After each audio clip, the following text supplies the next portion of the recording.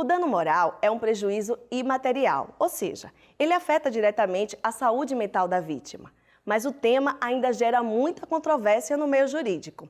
E foi sobre as dúvidas mais recorrentes que o Sergipe Justiça conversou com o juiz Geilton Costa. O que é e quando se configura dano moral? O dano moral, ele refere-se à violação, ao sofrimento em que a vítima venha a sofrer em relação a algum ato considerado ilícito. Para um ato ilícito no direito, se esse ato gerar um sofrimento interior, um abalo psicológico, um abalo psíquico à vítima do ato ilícito, podemos estar diante de um dano moral. Sempre que há um dano material, há também dano moral? Não necessariamente. Podemos trazer aqui um exemplo de uma colisão de dois automóveis em que ocorre um dano somente ao automóvel, sem maiores sofrimentos à vítima. Estaríamos apenas diante de um dano moral. De um dano material, não seria um dano moral. Qual a diferença entre dano moral e mero aborrecimento?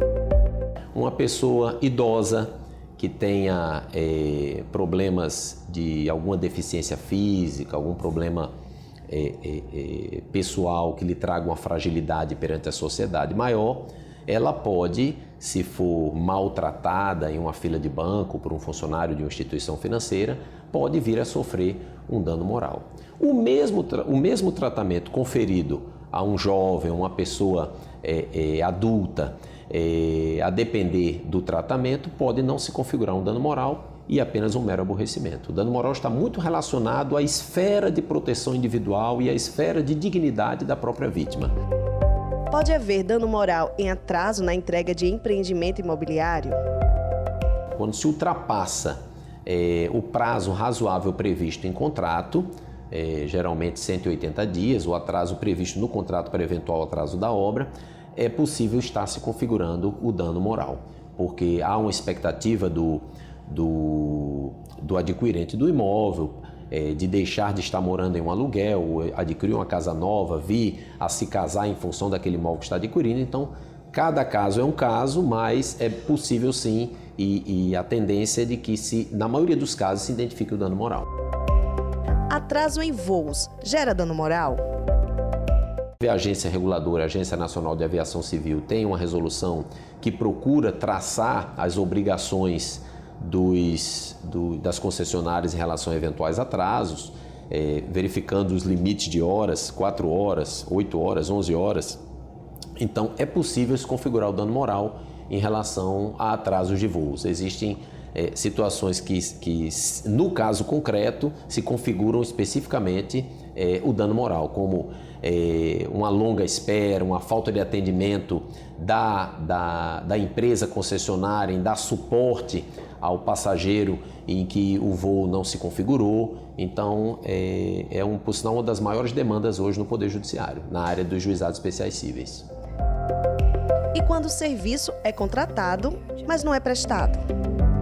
Para o dano material, exemplo, houve uma contratação de um serviço e esse serviço não foi realizado, ou foi realizado não a contento. Isso pode gerar uma demanda referente a uma indenização por danos materiais.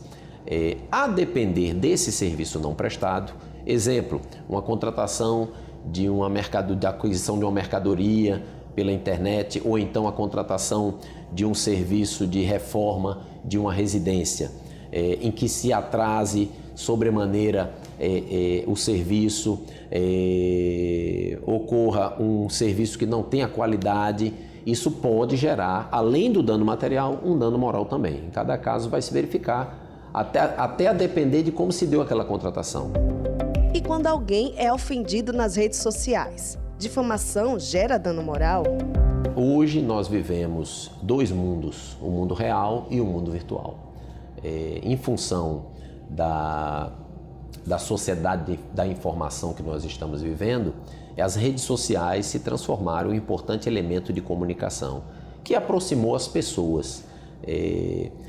interrompeu ou minimizou os problemas da distância geográfica. Então hoje eu posso ter amizade, ter relações sociais com uma pessoa que esteja inclusive em outro país. Ocorre que as redes sociais, a exemplo da vida real, física, da presença física, todos nós temos que ter um comportamento, o que nós chamamos típico do homem médio, de uma pessoa que respeite as convenções sociais, respeite o direito do outro, respeite a dignidade do outro.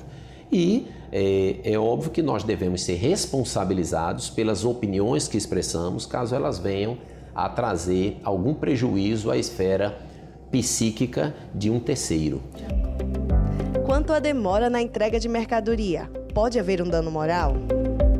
Na hora que você adquire uma mercadoria e tem uma expectativa de entrega desse produto, é porque houve primeiro uma necessidade de aquisição do produto. Se você está adquirindo um produto, é porque você tem necessidade da aquisição do produto. E quando você contrata com o fornecedor, ele lhe fornece um prazo para a entrega dessa mercadoria. O que ocorre é que, a mais das vezes, esse prazo se extrapola. Não podemos dizer que necessariamente com a extrapolação do prazo, automaticamente se tenha um dano moral. Mas se o prazo se extrapola em muito, causa reflexamente prejuízos à parte, é possível se identificar um dano moral. Vou trazer aqui um exemplo. A aquisição de móveis ou de eletrodomésticos pela internet com o objetivo de se casar, com o objetivo de presentear alguém numa data específica para a realização de uma festa, em que o consumidor com bastante antecedência adquire esse produto e planeja que o prazo de entrega esteja condizente e ainda dê até uma margem para um eventual demora, um eventual atraso da mercadoria, e mesmo assim a mercadoria não vem, é possível se caracterizar assim o dano moral, pelo atraso na entrega da mercadoria. E em relação às concessionárias de serviços públicos, quando se verifica o dano moral? É preciso que o consumidor observe e tenha cuidado de que o eventual atraso no pagamento da fatura, de acordo com as resoluções que atendem a essas concessionárias e regulam o trabalho dessas concessionárias, há uma necessidade de que exista um aviso prévio de que, se não pagar naquela data, aquela determinada fatura, poderá ocorrer uma negativação. Geralmente, na conta remanescente, vem a indicação na conta de que aquela conta está em aberto. O que, a mais das vezes, pode ter ocorrido o pagamento em uma lotérica, em um banco, e isso não ter sido repassado. Então é importante que o consumidor administrativamente procure as concessionárias e tente solucionar. E nesse contato administrativo, procure se documentar. Procure fazer a ligação, anotar o número do protocolo, procure mandar um e-mail. Por quê? Porque é possível, já que o atendimento, são muitos consumidores que essas concessionárias têm, é possível que ocorra uma falha.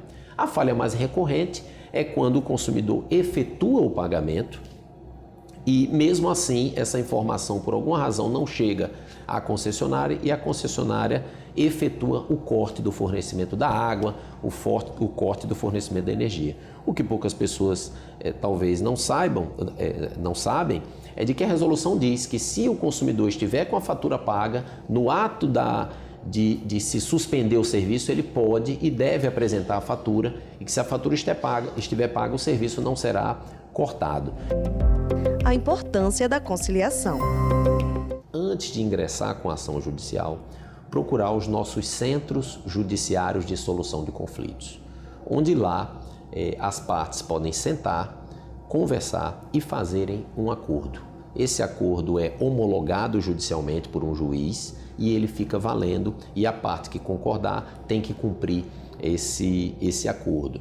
Isso é muito importante porque, como eu digo, numa audiência de conciliação não existe vencedor nem vencido ao seu final. Existem pessoas inteligentes, pessoas civilizadas, que encontraram solução para o seu problema com rapidez. O programa Sergipe Justiça vai ficando por aqui. A gente se encontra na próxima semana. Até lá!